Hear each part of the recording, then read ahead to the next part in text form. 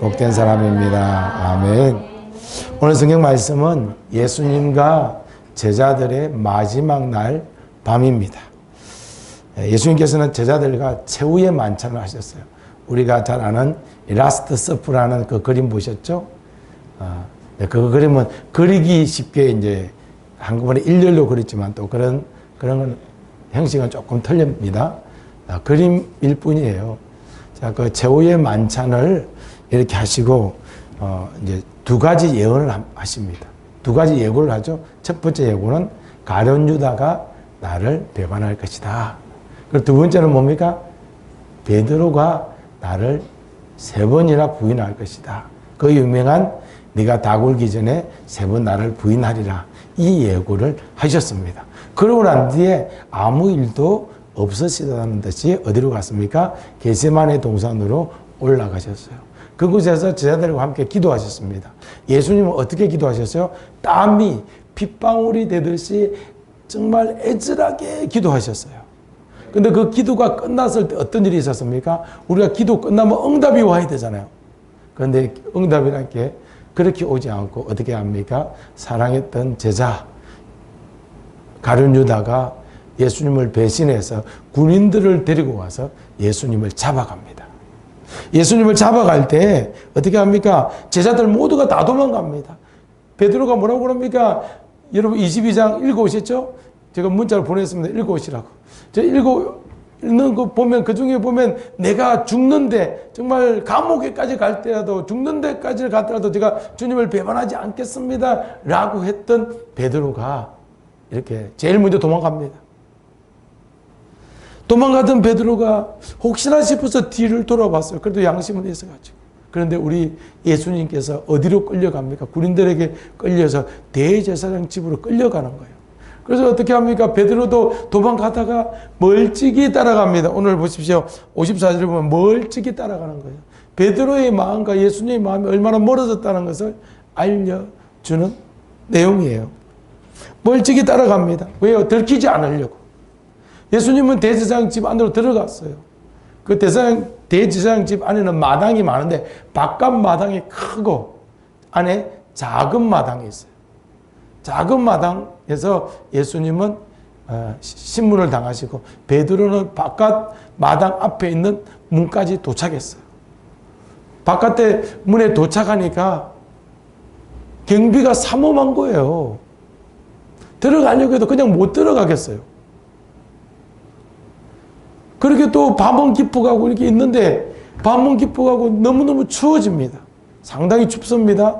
여러분 영하가 아니라 7도까지 내려 그냥 7도까지 내려가기도 합니다. 상당히 추워요. 지금 우리도 5도 6도 춥잖아요. 상당히 밤에는 춥습니다. 추워서 벌벌 떨고 있는데 누군가가 지금 대제사장 집에는 종들이 아무도 잠을 잘 수가 없어요. 지금 중요한 일이라. 그래서 마당에다가 모닥불을 피운 겁니다. 모닥불을 피우니까 종들과 많은 사람들이 다 어디로 모였어요? 이 모닥불 주변으로 모였어요. 베드로도 이때다 싶어서 자기도 가서 모닥불을 쬐고 있었습니다. 얼마나 추웠습니까? 손을 쬐면서 몸을 녹이고 있었어요. 근데 몸을 녹이면서 어디를 쳐다봤습니까? 저 안쪽에 있는 그 마당을 쳐다보았더니 예수님께서 신문을 받고 계셨습니다. 웅성거리는 소리도 나고 큰 소리도 나고 고함 지르는 소리도 나고 어떤 사람은 킬킬거리고 웃기도 하고 조롱하는 소리도 들리고 예수님을 욕하기도 하고 때리기도 했습니다. 분위기가 아주 살벌했어요. 베드로는 막상 이제 대제사장 집 안으로 들어오기는 성공했어요. 들어오기는 했지만 들키면 야 죽겠구나 하는 것을 직감한 겁니다. 베드로는 그래서 어떻게 합니까? 얼굴이 노출되면 안 되잖아요. 그래서 여러분들처럼 고개를 숙이고 있는 거예요. 예수님한테 얼굴 안 보여주려고. 고개 숙이고. 고개 숙이는 것도 아니고 후드. 옛날에 후드가 특별히 없었는데 걔네들은 옷을 뒤집어 쓰고 입을 딱 뒤집어 쓰면 이렇게 하면 후드가 되는 거예요. 그래서 로빈 후드가 이 후드를 썼다고 해서 로빈 후드 그런 거 아시죠? 이 후드를 쓰고 고개를 숙이고 있습니다. 추우니까 불 쬐면서. 그때 이제 어떻게 합니까? 예수님은 이렇게 예수님을 흘기들기 쳐다보니까 예수님 얼굴에서는 피도 흐르고 그렇게 신문을 받고 있는데 베드로는 고기를 들 수가 없었어요. 왜? 들키면 안 되니까. 그런데 어떻게 보면 시간이 지나니까 한 여종이 이제 모닥불이 꺼져가니까 나무라든지 이런 걸 가져가지고 갑자기 불에 넣었어요. 그때 불이 갑자기 확 타는 거예요. 그러다가 베드로가 놀래갖고 뒤로 넘어가 이렇게 하는데 얼굴이 드러난 거예요. 근데 여종이 그걸 본 겁니다. 그걸 보고 뭐라고 그럽니까? 여보세요. 사람들한테 여보세요. 보니까 이 사람도 예수님과 함께 있었던 사람이에요. 붙잡자고 하는 거예요. 붙잡으면 뭘 줍니까? 보상금을 주기 때문에 그래요. 붙잡읍시다. 그렇게 이야기한 겁니다. 그러니까 베드로가 뭐라고 그럽니까? 정말 한순간의 망설임도 없이 나는 아니다. 나 예수님 모른다. 예수님 나 오늘 처음 보는 사람이다. 이렇게 이야기를 한 거예요. 그리고 어떻게 베드로는 어떻게 했을 것 같아요? 그 다음에 고개를 더 숙였어요. 이걸 더 이렇게 가렸습니다. 후드를 더 가렸어요. 그러자 모닥불에 첫 번째 자리에 앉으면 안 되겠다 싶어서 이선으로 물러났습니다. 자기를 볼 수 없도록. 그런데 그 중에서도 여전히 베드로를 수상히 여기는 사람이 있었어요. 왜냐하면 그 사람은 예수님이 유명하니까 자주 예수님이 설교하시고 예수님이 기적 베푸는 자리에 갔던 사람이에요. 그러면서 누구도 봤던 거예요? 베드로도 본 겁니다. 그러니까 좀 이따가 그 사람이 가서 이제 확신이 되니까 가서 베드로에게 베드로 이름을 잘 모르죠. 당신 네가 자세히 보니까 아까는 아니라고 했는데 자세히 보니까 당신도 예수와 함께 있었던 사람이야. 내가 기억력이 좋거든. 어디서 예수님 설교할 때 있었고 누구를 치료할 때도 너도 따라다녔어. 이렇게 이야기를 합니다. 너도 예수와 한패야. 이 말을 들은 베드로가 너무 두려웠습니다. 왜요? 지금 들어오는 것도 두려웠는데 두 번이나 들키잖아요. 두 번이나 들켜서 너무 불안합니다. 절대로 잡히면 안 됩니다. 만약 잡히면 죽는 거예요. 돌에 맞아 죽든지 어떻게든 죽습니다. 그런 생각이 들자. 아, 나 죽는구나. 이런 생각이 들자. 갑자기 아니야. 나 절대 아니야. 예수님 난 몰라. 그렇게 나 저런 사람하고 다닌 적도 없어. 못 믿겠어. 내가 맹세할게. 내가 맹세한다고. 이렇게까지 나온 거예요. 너무 강력하게 반발하는 베드로의 말에 이 사람들도 주춤해졌어요. 강력하게 반발하면 물정이 없으니까 주춤해집니다. 그리고 난 뒤에 여러분 보세요. 59절 보세요. 어떤 일이 생겼습니까? 59절 어떤 일이 생겼어요? 1시간이 지났어요. 여러분 그 1시간 동안에 과연 베드로는 무슨 생각을 했을까요? 내가 두 분이나 부인했으니까 주님 죄송합니다. 그랬을까요? 아닙니다. 베드로의 온통 생각은 탈출이에요. 쇼생크 탈출. 어떻게든 이 자리를 탈출해야 됩니다. 저 앞에 경비 서고 있는데 그 사이로 빠져나가야 돼. 온통 그 생각을 하고 있습니다. 이 1시간 동안 베드로는 참 도망갈 수 없어서 난감했어요. 왜냐하면 아니라고 하는데 도망가면 맞잖아요. 난감합니다. 그래서 좀 뒤쪽으로 앉았습니다. 1시간 동안 어떻게 하면 여기를 빠져나갈까? 어떻게 하면 살아남을까 하는 생각으로 가득 찼습니다.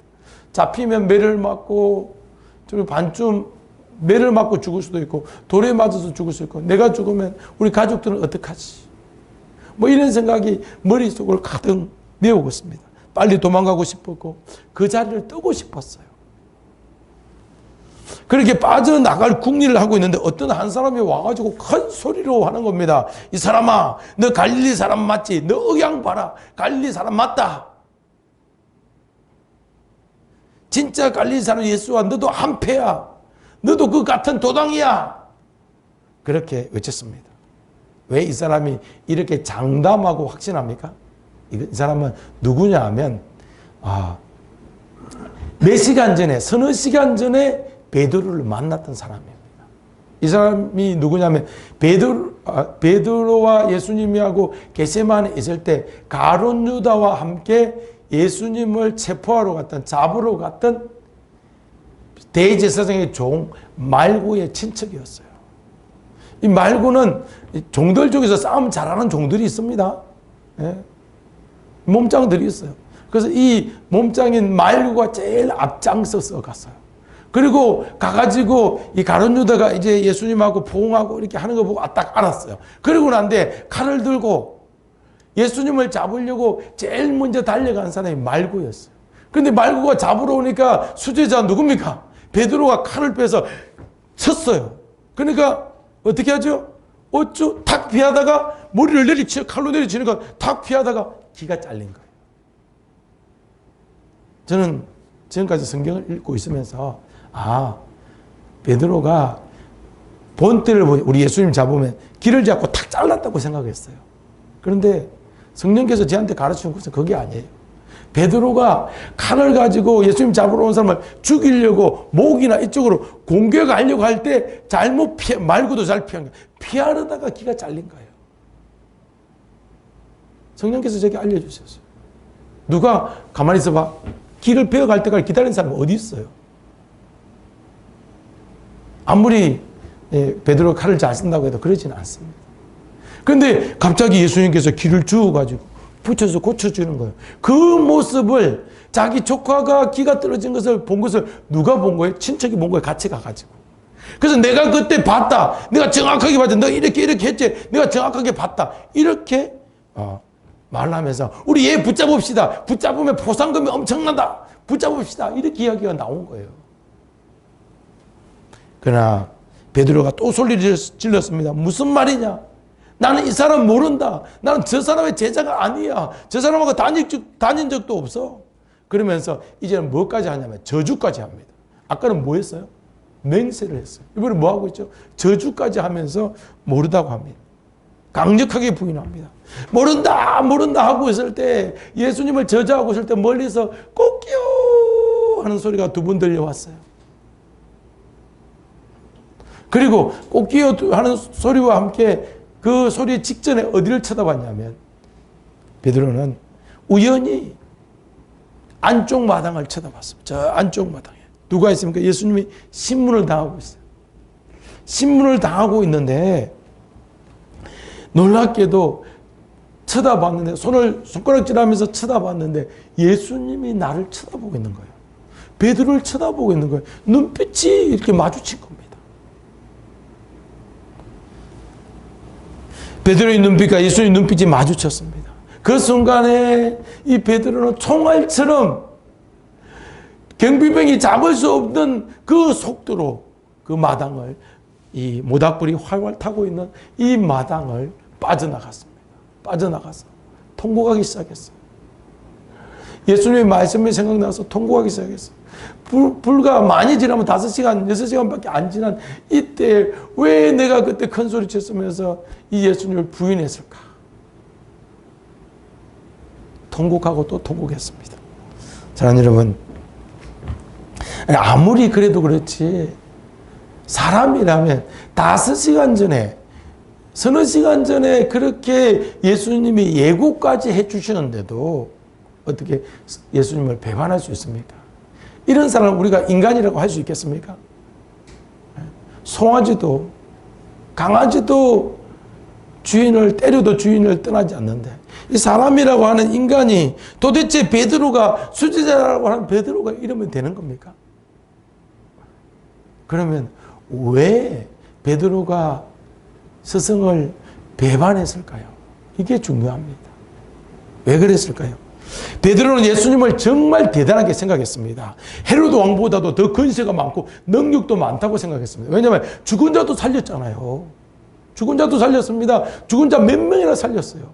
눈먼 자 여럿의 눈을 뜨게 했어요. 그리고 가장 이스라엘에서 신의 저주를 받았다고 하는 질병 뭡니까? 문둥병, 나병 환자들을 고쳤어요.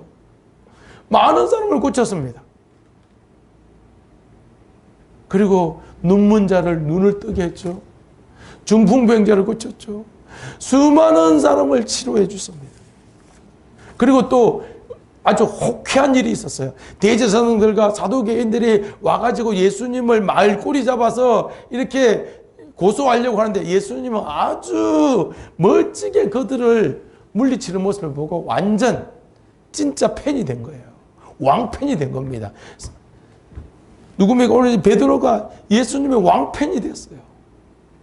팬클럽 회장보다 더 정말 제자임에도 불구하고 팬클럽 회장 같은 그런 왕편이 되고 말았습니다. 그래서 이 베드로의 머릿속에는 예수님이 누구냐면 큰 산이다. 산과 같은 분이시다. 그리고 성전에 가면 이따만한 기둥이 있잖아요. 기둥 같은 분이시다. 절대로 흔들리지 않고 절대로 무너지지 않는 태산과 같고 기둥과 같은 분이시다. 이런 생각을 하고 있었어요. 그런데 그렇게 태산과 같은 분이, 그렇게 큰 기둥과 같은 분이 오늘 에게에게 몇 명의 군사에게, 로마 군인 수백 명도 아니에요, 수천 명도 아니에요, 몇 명에게 아무 저항도 없이 칼도 한번 안 쓰시고 잡혀가는 거예요. 그러니까 지금 베드로의 마음이, 태산 같았던 베드로, 예수님을 향한 태산 같았던 마음이 와라라라 무너지고 있습니다. 이 큰 기둥 같은 버티고 있던 그 버틴 마음이 기둥이 사라지듯이 우르르 무너지고 만 거예요. 마음이 무너진 겁니다. 이 마음이 내리고 있는 그 찰나에 여종이 추궁합니다. 그것도 어떤 사람 앞에서, 많은 사람들 앞에서 추궁합니다. 여러분, 여기에 예수님의 제자가 있어요. 붙잡아서 우리 대장님한테 갖다 줍시다. 그럼 우리가 보상을 받을 수 있어요. 그렇게 외치니까, 마음이 무너지니까 아무 소망이 없어서 그냥 예수님을 부인하고 만 겁니다. 여러분, 부인이 뭡니까? 부인. 나는 당신을 모른다. 난 저 사람 오늘 처음 봤다. 나는 저 사람하고 오늘 관계가 전혀 없다. 이것이 부인입니다. 이 부인한다는 것은, 믿음을 하면, 예수님을 부인한다는 것은 예수님을 믿지 않는다는 것입니다. 그냥 안 믿는다는 것이 아니고 지금 예수님과 나와의 그 3년 동안의 그 기간을 부인하는 거예요. 그러니까 예수님하고 3년 동안 있었던 것을 후회하는 겁니다. 좀 더 쉽게 얘기하면 자신의 장모님의 열병을 고쳐주셨잖아요. 자기가 너무 자기 가족까지 그 경험한 것도, 그것도 부인하는 거예요. 그런 일 있은 적 없다. 지난 3년간 예수님과 울고 웃으면서 동고동락했던 것을 내가 잘못된 일이라고 이렇게 부인하고 있는 것이죠. 그리고 가족끼리, 사실은 가족끼리 부인한다는 단어를 쓰면 이건 인연을 끊는다는 얘기예요. 또 다른 말로 하면 뭡니까? 어디에서 판다? 우리가 뭐 하면 어디서 판다고 그러죠? 호적에서 판다, 이 말. 호적에서 판다. 호적에서 파버린다는 거죠. 그러면 이제 베드로하고 같은 호적은 아니지만 베드로의 기억 속에서 예수님을 파버린다는 거예요. 베드로의 인생 속에서 3년이라는 이 시간을 파버리겠다, 이 말이에요. 얼마나 충격적인 이야기입니까?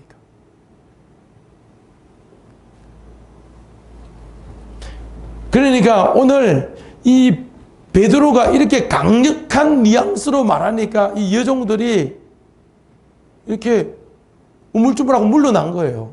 이 여종들에게는 지금 1계급 특진, 2계급 특진 할 수 있는 놀라운 이 보상을 받을 수 있는 기회란 말이에요. 이런 기회에 이 베드로를 고발 안 할 수가 없습니다. 그런데 이 베드로가 너무나도 강력하게 하니까 이들이 호락호락 물러서지 않을 이 사람들이 한 발 뒤로 물러선 거예요. 얼마나 강력하게 부인했으면. 그리고 조금 있다가 다른 여종이 너도 예수와 같은 도당이다. 너도 맞아. 확실해. 그러니까 이번에는 부인에서 넘어선 거예요. 부인이 뭡니까? 나는 너 모른다. 너하고 관련 없다. 이 말이잖아요. 근데 맹세하는 겁니다. 맹세하는 것은 모른다. 관계 없다. 본 적도 없다. 하는 것을 서약하는 거예요. 서약.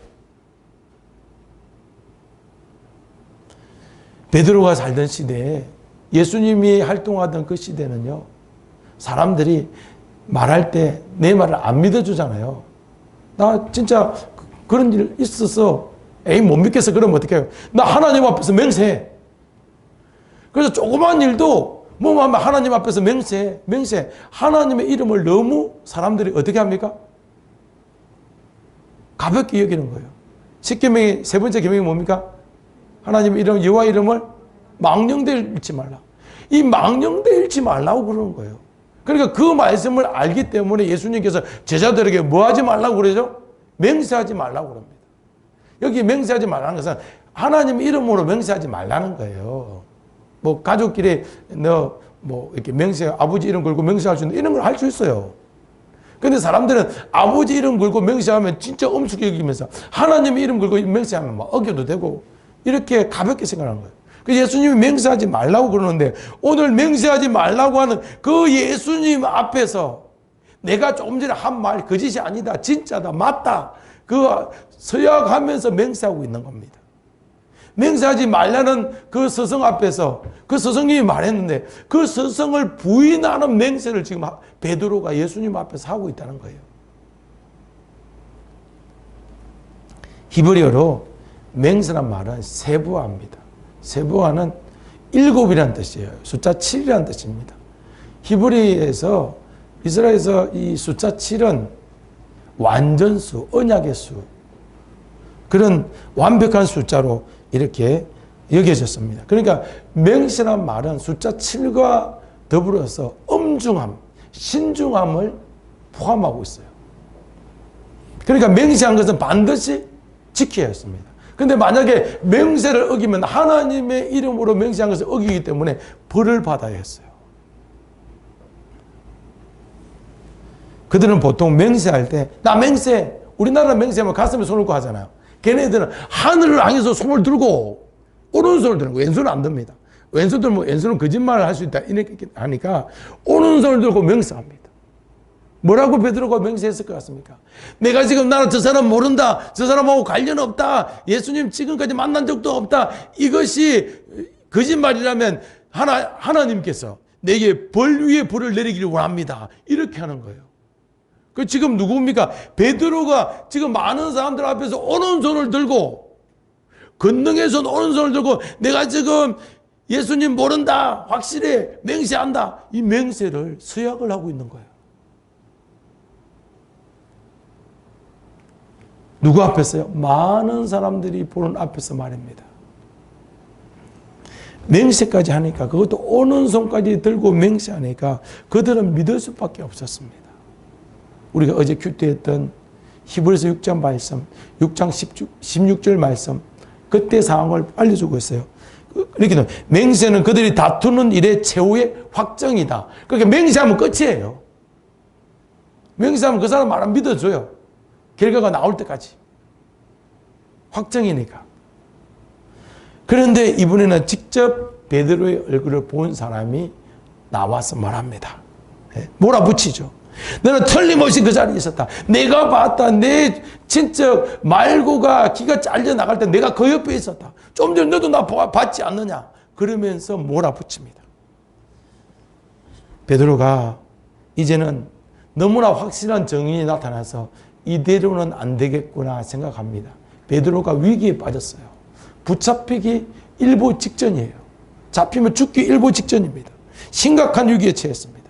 베드로는 어떻게든 빠져나가고 싶어요. 너무 두려운 거예요. 그래서 이번에 어떻게 하는 줄 아세요? 예수님을 부인하고 맹세로 부족해서 저주하기 시작합니다. 저주는 정오하거나 가정스럽고 해모스러운 것을 저주하는 때 쓰는 겁니다. 구약에서는 우상들을 가정스럽고 해모스럽다고 해서 저주했어요. 그러니까 지금 예수님을 지금 우상으로 다시 몰아붙이고 있어요. 누가? 베드로가. 신앙에서 가장 가혹한 말이 뭡니까? 저주입니다. 저주해서는 안 되는데요.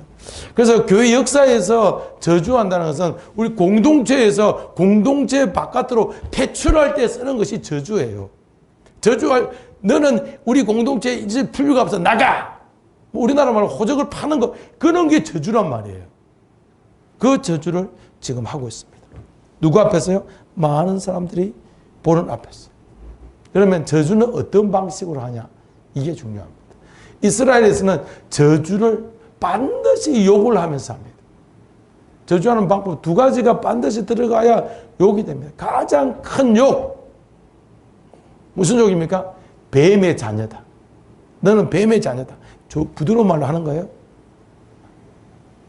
그리고 또 유대인들은 있잖아요. 아무리 자기끼리 싸워도 서로 뱀의 자식이라고 이렇게 말하지 않습니다. 절대로 이야기하지 않습니다. 개 XX라고 절대 말하지 않습니다. 왜? 자기들끼리 그러면 큰일 나니까, 저주니까. 그래서 개 XX, 뱀의 자식이라고 절대 말하지 않습니다.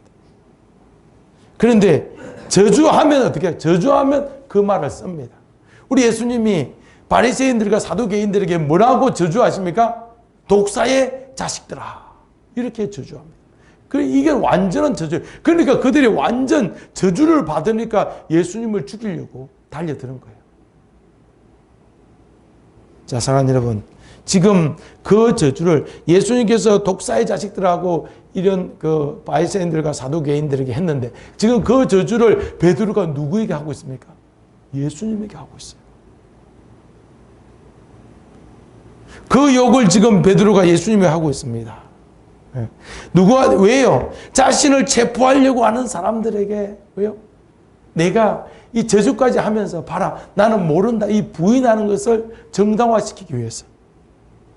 자신을 잡으려고 하는 사람들이 확실히 자신을 밑으로 손가락질을 하면서 저주하는 겁니다. 그냥 저주할 때는 그냥 저주하지 않습니다. 손가락질 하면서 욕하는 거예요. 예수님도 그냥 이렇게 와서 저주한 거예요. 저 바리새인들하고 누굽니까? 사두개인들하고 이제 저 독사의 자식들 이렇게 이야기한 거예요. 지금 이 베드로도 예수님을 향해서 손을 내밀고 저희 독사의 자식아 개엑스야 이렇게 욕을 하는 겁니다. 이게 정당한 저주의 방법이니까. 다른 방법을 하면 믿어주지 않으니까. 그래서요, 어떻게 합니까? 저 안쪽 마당을 향해서 이제 믿으라고. 예수 저 뱀에 어쩌고 개 어쩌고 하고 있는데 예수님께서 고개를 들어서 베드로를 쳐다보십니다. 그만 베드로하고 예수님하고 눈이 마주치고 말았어요. 베드로가 이 올렸던 손이 내려가지가 않는 겁니다. 여러분, 예수님은 베드로가 처음부터 이 마당에, 대제사장집의 마당에 들어올 때부터 다 알고 계셨어요. 보고 계셨어요. 첫 번째 부인할 때도 보고 계셨고 듣고 계셨습니다. 두 번째 부인하면서 맹세할 때도 보고 계셨고 듣고 계셨고, 세 번째 지금 저주하면서 예수님을 욕하면서 손가락질할 때도 보고 계셨고 듣고 계신 것입니다. 그리고 손가락질하면서 저주할 때 눈이 마주치고 말았습니다. 베드로는 그 순간 얼음이 됐어요. 손가락질한 그 손을 내릴 수가 없는 겁니다. 그 눈빛을 몇 초간 쳐다봤습니다.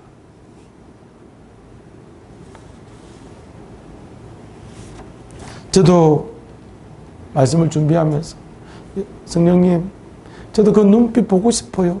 어떤 눈빛일까요? 계속 기도했더니 보여주시더라고요.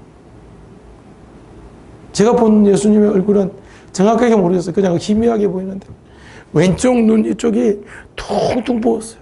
그래서 눈에 눈물이 흐르고 이쪽에 피가 쭉 내린 것 같았어요. 자세히는 못 봤습니다. 보여달라니까 보여주시는 거예요.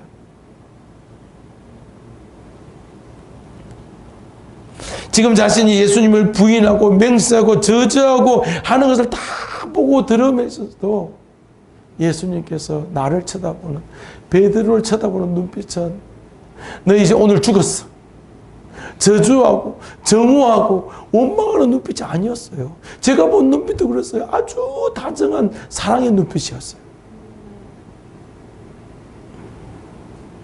베드로의 눈빛 지금 어떻겠습니까? 베드로의 눈빛 지금 자기가 살아보겠다고 지금 눈에 핏발을 세우고 있어요.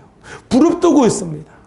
지금 베드로의 눈빛은 있잖아요. 이 상황을 모면해야 된다는 살벌한 눈빛이에요. 정말로 부럽던 눈빛이고 정말 살아내기 위한 이 광기가 가득한 이 뭡니까? 살기가 가득한 섬뜩한 눈빛이었어요. 그런 섬뜩한 눈빛으로 손가락질하면서 바라보는데 저 상대방의 예수님은 사랑의 눈으로 쳐다보시는 거예요.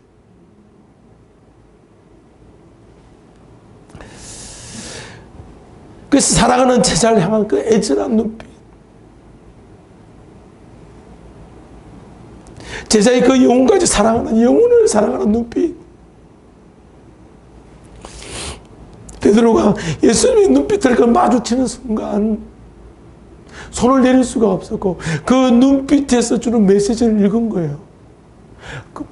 자기 눈빛하고 다른 거예요. 예수님이 그 사랑의 눈빛에서 메시지를 읽어냈습니다. 그게 뭐냐면 이런 겁니다. 베드로야, 내가 너 잘 안다. 너가 지금 나를 부인하고 맹세하고 저주하지만 네 속마음이 아닌 거 안다. 너가 지금 사실은 너무 무섭고 두려워서 이 자리에서 탈출하고 싶고 이 자리를 떠나고 싶고 살고 싶어서 그런 거 다 안다. 그래, 베드로야, 그렇게 해서 나를 부인해서라도 너 좀 살아남아라. 나를 맹세하면서 저주하면서까지 너 좀 살아남아라. 좀 견뎌봐라. 이 자리를 좀 벗어나봐라. 그런 눈빛으로 이렇게 쳐다보시는 거예요. 그것이 끝이 아니었어요. 예수님께서 고개를 끄덕끄덕 하시는 거예요. 그렇게 하라는 얘기예요. 만약 그때 예수님의 눈빛이 정오인 눈빛, 오늘 조금 이따 보자. 그런 정오의 눈빛이라든지, 정말 저주의 눈빛이라든지, 너를 절대 그냥 두지 않겠어. 이런 이 원망의 눈빛이었다면 베드로는 어떻게 됐을까요? 그는 가룟 유다의 길을 걸었을 거예요. 그 사랑의 눈빛으로 쳐다보셨기 때문에 베드로가 나가서 통곡하고 울면서 그 눈빛을 잊지 못하는 겁니다.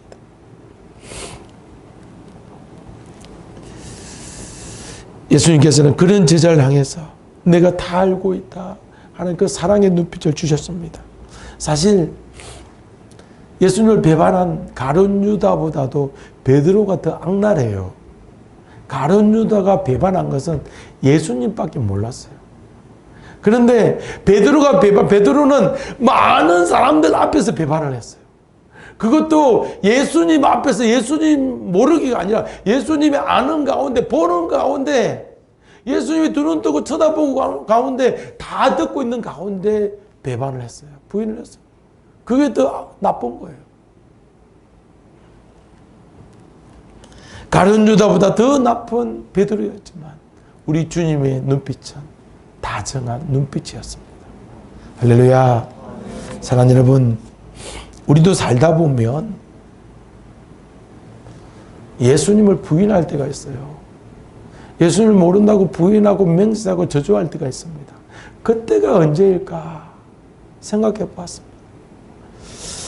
뭐 우리도 로마인처럼 칼 들고 예수를 부인해 그런 거 없잖아요, 지금. 그럼 언제 내가 예수님을 부인하고 저주하고 맹세하고 그럴까? 그건 바로 이겁니다. 내가 예수님을 모른 척 할 때, 예수님을 아는 척 하지 않을 때, 가끔씩 또 뭐 우리 학생들 그러잖아요. 가끔도 우리 학생들 점심시간에 밥 먹을 때 0.1초 만에 기도 끝내요. 그럴 때 그게 바로 주님을 배반하는 겁니다. 그럼 뭐 한 10초 정도 기도하고 밥 먹으면요, 그거 괜찮아요. 처음에는 놀리겠죠. 근데 꾸준히 해보세요. 그 사람을 두려워합니다. 저 사람 진짜야. 두려워한다니까요. 우리 학생들에게 늘 말합니다. 큐티는 집에서 못하면 학교 가서 해라. 아침에 9시까지 학교 가야 되면 8시 반까지 가서 30분 동안 큐티해라. 그리고 다른 애들이 처음에는 놀릴 것이다. 그러나 꾸준히 하면 너를 두려워한다. 우리가 하나님을 아는 체 하지 않고 내가 예수 믿는 것을 숨기는 것, 이게 바로 우리가 예수님을 부인하는 것이고 예수님 앞에 부인하고 맹세하는 것이고 예수님을 저주하는 거예요. 아는 체 해야 될 때 아는 체 하지 않고. 그래서 많은 사람들이 너 예수 믿었어. 그러면 부인할 수 없고 이제 교회 다녀요. 그렇게 작게 말하는 거, 그게 바로 예수님을 부인하는 겁니다. 저주하는 거예요. 우리 예수님께서는 나를 위해서 십자가에서 살을 찢기고 목숨까지 버려주셨는데 우리는 누가 다른 사람이 10만 원 주고 100만 원 받았다. 그러면 너무 좋아하고 자랑해요. 근데 예수님께서 나를 위해서 십자가에서 죽으시고 살까지 찢으시고 피를 흘려주시는데 자랑은 못할 망정 모르는 척. 그렇게 하는 거, 그거 그게 바로 부인이고, 그게 바로 맹세이고, 그게 바로 저주입니다. 사랑하는 여러분, 그런데 더 충격적인 것은 내가 죄를 짓는 그 현장, 내가 부인하는 그 현장, 내가 외면하는 그 현장, 내가 저주하는 그 현장에 늘 예수님께서 쳐다보고 계시다는 겁니다. 지금도 쳐다보고 계십니다. 언제나 함께 하십니다. 내가 모르는 척하고 안 믿는 척하는 그때 예수님이 작게 말하고 그럴 때 예수님께서 다 보고 계시고 다 듣고 계신다는 거예요. 그런데 예수님은 다 보고 계시면서 이놈 하면서 질책의 눈빛으로 바라보지 않습니다. 정오의 눈빛으로 바라보지 않고 정말 원망의 눈빛이 아니고 이렇게 말합니다. 그래, 그렇게 해서라도 너는 살아남아라. 그렇게 해서라도 버텨봐라. 그렇게 해서라도 견뎌봐라. 철수야, 힘들지? 너 그렇게 해서 살아남아야 돼. 그렇게 해서라도 이렇게 탈출해라. 누구야, 힘들지? 너 그렇게 해서도 견뎌라. 누구야, 힘들지? 너 이렇게 해서라도 견뎌라. 이렇게 내가 너 잘 안다. 지금 그렇게 하는 것은 네가 살아남으려고 그러는 것이. 다 안다는 것입니다. 그렇게 여전히 우리 주님은 용서의 눈빛, 사랑과 용납의 눈빛, 그 눈빛으로 지금도 우리를 바라보십니다. 지금도 나를 바라보십니다. 할렐루야. 사랑하는 여러분, 우리 예수님의 눈빛을 보시기 바랍니다. 그 사랑의 눈빛을 보시기 바랍니다. 예수님의 그 사랑의 눈빛을 바라보면 담대해져요. 용감해집니다. 죽음이 두렵지 않게 돼요. 보세요. 베드로 어떻게 바뀌었습니까? 나중에 오순절 성령 받고 그 눈빛을 기억하고 있어서 사두개인들과 바리새인들 앞에 잡혀가서 죽이려고 해요. 그래서 누가 이런 걸 하라고 했더냐? 누가 복음 전하라고 했더냐? 절대로 전하지 말라. 우리 말을 들으라. 그러니까 베드로 뭐라고 그러죠? 네가 생각을 해보라. 하나님 말을 듣는 거하고 네 말 듣는 거하고 누구의 말을 들어야 되냐고. 얼마나 담대합니까? 감옥에까지 갔어요. 감옥에 가서 정말 그곳에서 죽으면 죽으리라고 들어갔더니 내일 죽는데 오늘 태연하게 잠을 잘 수 있는 베드로. 하나님께서 그렇게 사용하십니다.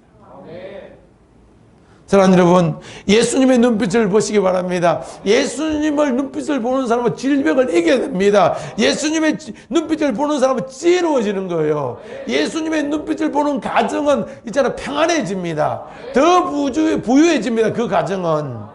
예수님의 눈빛을 보는 가정은 더 화목해지고 행복해지는 겁니다. 예수님의 눈빛을 다 보기를 소망합니다. 어떻게 봅니까?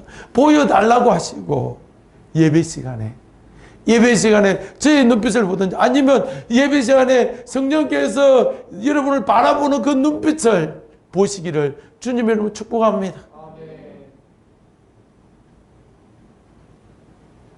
지난 새벽에 기도를 하는데 주님께서 그 눈빛을 보여주셨고 그날 새벽에 유치부 아이들이 새벽기도 나왔어요. 그런데 그 아이가 우리 교회 앞에서 여기서 큰 나무고 쑥 자란다는 것을 아이가 본 거예요. 우리는 못 봐요. 왜냐하면 보여달라고 안 하니까. 설마 그런 일이 있겠어? 안 보여주는 겁니다. 여러분, 예수님의 눈빛을 보여달라고 꼭 한번 기도하시기 바랍니다. 할렐루야. 그 사랑의 눈빛은 내가 작은 자일지라, 비록 내가 작은 자일지라도, 비록 내가 연약해도, 또 비록 내가 미천하 할지라도 보여달라고 이렇게 주님의 그 사랑을 눈빛을 보여달라고 기도하면 보여주시는 겁니다. 그 눈빛을 보기만 하면 하나님께서 정말 역사를 일으켜 주십니다. 이걸 확신하시기 바랍니다. 사랑하는 여러분, 우리 예수님의 눈빛은 지금도 동일하게 나를 바라보십니다. 그 눈빛을 체험하는 곳이 예배드리는 장소예요. 주일 예배, 수요 예배, 금요 예배, 예배 시간에 나를 쳐다보시는 주님의 그 사랑의 눈빛을 여러분 보시기를 주님의 이름으로 축복합니다. 할렐루야. 주님의 예배를 정말 예배 시간에 주님의 눈빛을 보겠다는 심정으로 오셔야 돼요. 찬송 중에 이런 찬송이 있어요. 우리 어린이 찬송. 오늘 집을 나서기 전 기도했나요? 교회 가려고 집 나설 때 뭐 기도하겠습니까? 오늘 예배 가서 주님의 눈빛 좀 이렇게 마주치게 해주세요. 주님의 눈빛을 좀 보게 해주세요. 요 기도하고 오셔야죠. 할렐루야. 그래서 주님의 눈빛을 꼭 보시기를 주님의 이름으로 축복합니다. 예배 올 때마다 주님 눈빛 보겠다는 심정으로 오시기 바랍니다. 사모하는 심정으로 오시기 바랍니다. 그 눈빛을 보겠다는 그 심정으로 오실 때 그때 함께 하십니다. 그때 반드시 보여주십니다. 그때 반드시 눈빛이 마주칠 거예요. 사랑하는 여러분, 주님의 눈빛을 체험하시고 그 눈빛으로 다른 사람을 바라보시기 바랍니다. 섬기시길 바랍니다. 놀라운 역사가 일어납니다. 이번 한 주간 반드시 주님의 눈빛을 보는 아름다운 한 주가 되기를 주님이라고 축원드립니다. 세상 어떤 것 보는 것보다도 우리 주님 눈빛 보는 그거